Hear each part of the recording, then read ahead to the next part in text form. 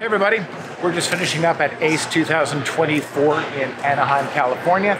We just rolled out the big new booth. We had a lot of the same people, answered a lot of the same questions.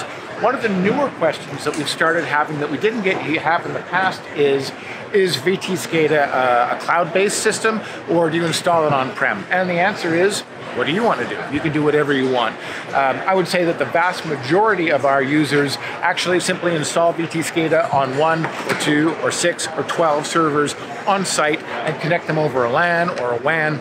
But now, with the advent of cloud computing, you now have the option to either put the whole thing on servers hosted on Amazon or Microsoft, or you could have a combination of both. So you could have a couple of servers running redundantly on site, but then you could also have a central server up in the cloud, and everything synchronizes to that. So you get the best of both worlds. If the network goes down, you still got local computing, but the rest of the time you've got centralized backup of all your data. Meanwhile, all servers, whether they're on the cloud or whether they're on site, are all synchronizing together so that all of your historical data, all of your system data, all of your alarms history is all backed up across the entire system. Anyway, hope that answers your question, all those people who asked it.